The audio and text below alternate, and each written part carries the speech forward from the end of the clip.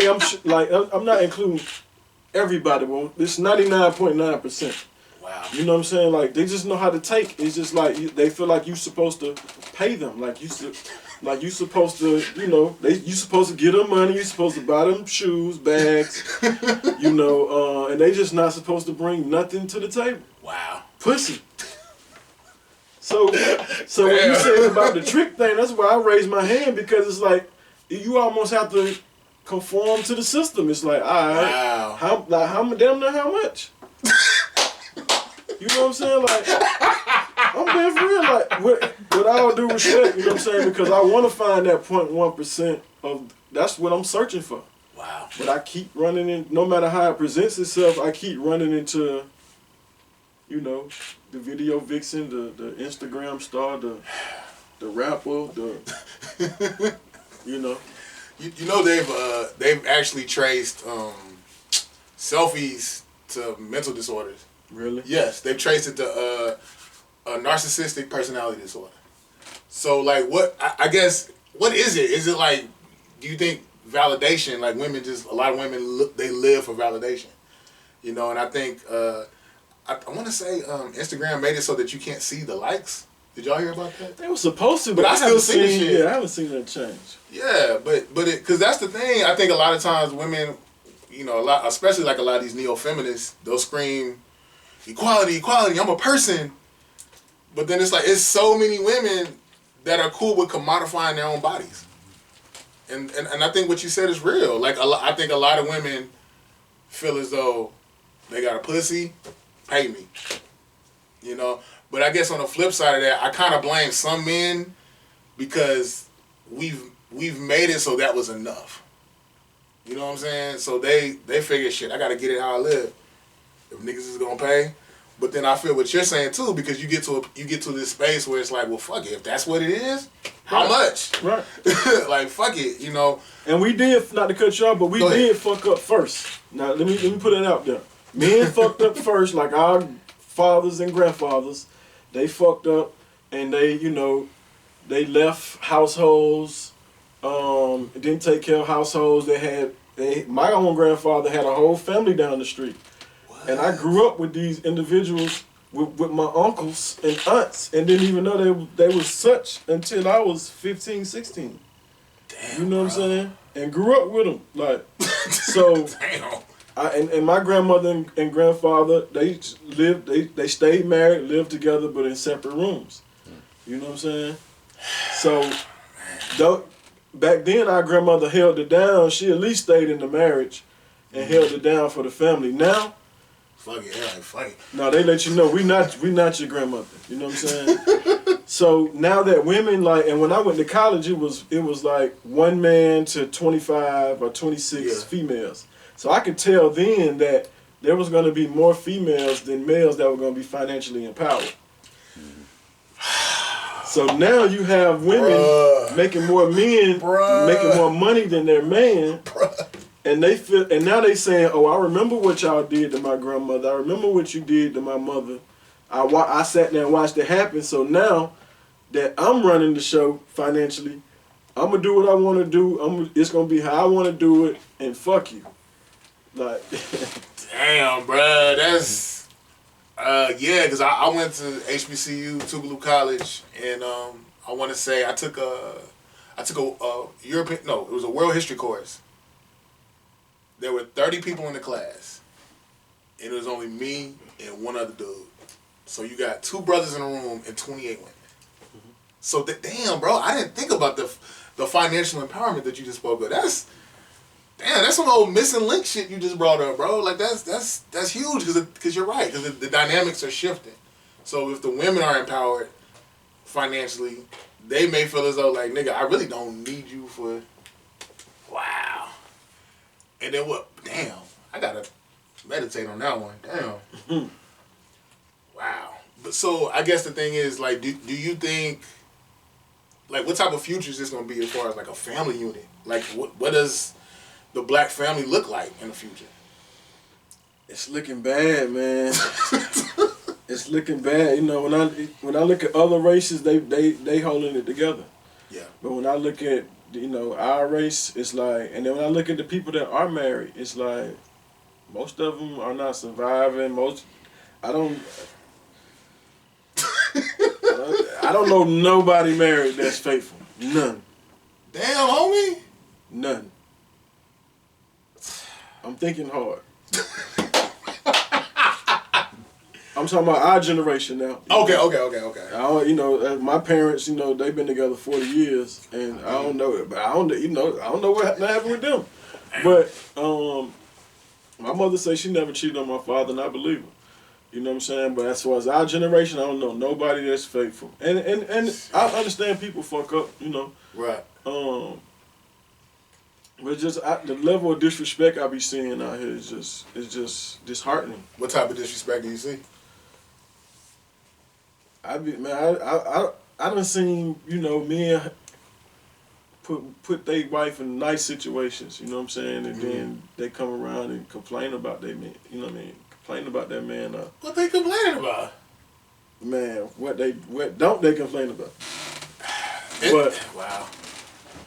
You know, I'm just scared for the family structure for us, man. It's just, I don't see, you know, again, our grandfathers and fathers, you know, made mistakes. Yeah, they made a lot of mistakes, and but for the most part, a lot of them still held it down. But I feel like the women now are like, they use us like, and that my experience with women have been, they use me as a step. You know what I'm saying? Like, damn. They use you as a step so that they can elevate. It ain't about us elevating, it's about them elevating. You know what I mean? Yeah. They play it like us. Yeah. But they, you know what I mean? It's their elevation, so. And my thing is this, a lot of people like to crack jokes on Mexicans. But one thing, like, I spend a lot of time in LA. Anybody that knows me knows Cali is my playground, from the Bay to Compton. And I've been around a lot of Mexicans. And the thing that I think that's really dope about them is they seem to value one another. You know, having that family unit. They're very much race first. You know, and I don't see no problem with that. I mean, I think if we were as team oriented as they were as a race, we could build Wakanda. You know what I'm saying? But yeah, I guess it's one of those things where I've spoke to some women and they've literally told me, like, you know, why would me settling down is a bad business move. And I'm just like, what the fuck? Like, what type of shit? She's like, yeah, like, why would, like, case in point, I got a coworker who I guess he had like this joint account with his daughter, and he would get $20 here, $15 there, $30 there, and he's like, the fuck is this? Like, where's this? I mean, I ain't mad, but where's this extra money coming from? And basically, his daughter had, mind you, she's 17 years old. She started a premium Snapchat. Lord Jesus. So basically, she was on some voyeurism type shit where she was touching herself, sending dudes nudes, you know, and I'm just the conversation, you know, the thing that you just said, it reminded me of what she did. So it's almost like, settle down for what? Like, niggas is paying? I'm gonna get that bag. You know, so, because I think Saha the Prince said something like, you know, 40, 50 years from now, like, niggas not even gonna know who their grandmother is because such and such slid in their DMs and slid in the other person's DMs. So it's just. Right. And you can go on any girl Instagram and see her in lingerie. Damn near, like, most times you can go on their Instagram and see them in lingerie. And they probably feel like it's artistic. But baby girl, like, what? I should be personal, like. Right. I shouldn't already know what's going on with you before I know what's going on with you. Yeah, that's real. Because I know, like, you know, I'm an 80s baby. And, like, it was always, like, steps to dealing with a woman. Right. Like, I got your number. Right. You know, I'm going to see what you about. We talking. Right. And I'm going to get bold enough. Hey, you know, shawty, can you know, send me a little pictures on. Right. You know what I'm saying? Now that shit is on display. Man. You ain't even got to search for it. No, it's there. Yeah. So, moving on. Let's talk about music. As far as like your influences as a producer, who would you say had a big influence on you? My first big influence with producing, I would say, would be like OE. Okay. OE is not well known to most of you guys, but OE's from Albany, Georgia. He produced Feel My first album. He also influenced people like T-Pain. Okay. Basically got his whole style from OE. Wow. He'll tell you the same thing, like the singer-rapper type thing. And then T-Pain went on to influence the whole world. Everybody's singing and rapping now. Yeah. So OE from Albany, Georgia, he was the one that first influenced me. And then I would say I was influenced by definitely 666 Mafia, 3-6 Mafia, like. Okay. So DJ Paul? Yeah, DJ Paul, Juicy J. Okay. I was on them super early and everything Memphis, like. I was fucking with Player Fly, Gangsta Black. Just all that music, that type of, and then again we look at the game today, 20 years later. The beats sound like those 3-6 Mafia beats, back then, like. So yeah, that was my influence. And then I would also say like real instruments. So piano, I started off on the piano. So any one of my productions, you're gonna hear piano in it. Okay. Mm-hmm. Now, I made this post on Facebook. Niggas want to swing on me. Yeah. I said the trap sound started in Memphis. 100%. And niggas were livid. What? How you gonna say that? Nigga, you want some bullshit? Yeah. I'm like, no. The trap, as far as the anatomy of a trap beat to me, 808, this dark melodic feel, that's 3-6. Yes. But niggas, I know niggas that will want to swing on you. Like, no. Trap started in Atlanta. No. What was it? Shawty Red is the original trap. And I'm like, nah, bro. Like, no disrespect to Shawty Red, but salute Shawty Red. Yeah, but nah. And but one of my favorite producers was always Toomp. I fuck with Toomp heavy. Yeah. And but anyway, that's random. But yeah, I feel as though the trap sound started in Memphis, but I feel like Atlanta just took it, just ran with it. Mm-hmm. The sound started in Memphis, but I think the culture was like heightened when it came to Atlanta. So you would agree with that? Or? Absolutely. Okay. It definitely 100% started in Memphis. That whole sound started in Memphis, and Atlanta was the whole, like, especially the east side of Atlanta was too damn Memphis. You know what I'm saying? Like, I'm from South Georgia, but I've been coming up here forever, and the east side of Atlanta was like, that's where, matter of fact, my homie from the east side of Atlanta is the person who put me on Player Fly. Really?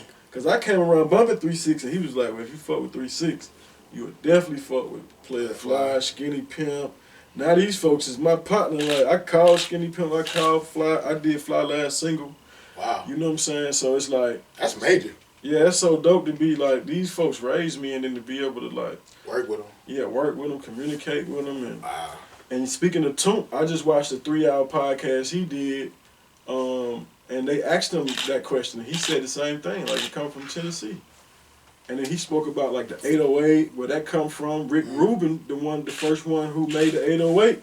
Oh, word? Like, go lump, make it, because originally they was just doing it like quick 808, but to make it boom, like sustain, that was Rubin? Rick Rubin. Wow. Like, whoa. I ain't gonna lie, I've been critical of Rick Rubin. I apologize, Mr. Rubin. Wow, I did not know that. Yeah. Wow, because I always thought Rick Rubin had the Beastie Boys, the kind of rock infused sound. Mm-hmm. So I guess I never thought, like, damn, the 808s. I never would associate him with that. Me either. Damn. Yeah. So I don't think we know the art started in New York, but I don't think anyone has had a run like Atlanta. Right. Like, I honestly, like, I don't see it leaving no time soon, bro. Like, Atlanta is such a transient city, so it's like the culture, hip hop culture in Atlanta is already on 10. And then it's already like this hub where everybody's moving here. So I feel like that's just gonna like prolong, the sustainability, how long it's gonna be here. So I just never thought I'd see a time where I'm growing up as a shorty, I always liked the lyrical shit. Like Rakim, my dad was a big Rakim head. Just all the lyrical shit. And I always looked at New York as that's like what Mecca is to Islam. That's what I feel like New York was to hip hop. Right. But now it's like we're literally living in a time where it's like the niggas from New York want to sound like niggas from the South. Right. Except for like the whole Griselda camp, West Side Gun, Benny. Right. They still are staying true. They hard. And they're not from New York. They from... Oh, I mean, Buffalo. Yeah, they're not from NYC. Yeah. But they got the New York sound, though. You right. Yeah, they're from Buffalo. But yeah, like even, Roddy Ricch? I could have swore this nigga was from off of Joseph E. Lowry. And I found out he's from Compton. Yeah. You know, and that's not a jab at him, but I feel like Atlanta literally the art form in Atlanta, it transcends regions. You got niggas from ain't never been to the SWATs that sound like Atlanta niggas. Right. You know, but because I know when I heard Designer, I thought that was Future. Right. You know, what happened to Designer? Because Ye signed him. Ye signed him, right? Ye signed him, yeah. Ye signed that song. Ye that song. Yeah, man, you know these niggas out. Salute, yeah, that's my dog. But, you know, it was business, man. But that's an example of why you can't be a carbon copy of a nigga. Like, you can't. Say that one more time, bro. Yeah, you can't be a carbon copy of a nigga. Like, it's no space for you. Like, yeah, you might make a hot song, but where are you gonna live at on the spectrum of things? Like after that, you just gonna be a person who sounds like even with Young Thug came out, you know, we was like he sounded like Wayne or whatever, but he found his own space in the spectrum to where now he got kids. Sounded like him. Yeah, he got a whole bunch of kids. He got a whole bunch of offspring that look at him like how he looked at Wayne. Yeah, and you know, that's just what's going on. But Atlanta, man, like you said, like we ain't letting this shit go no time soon because for one,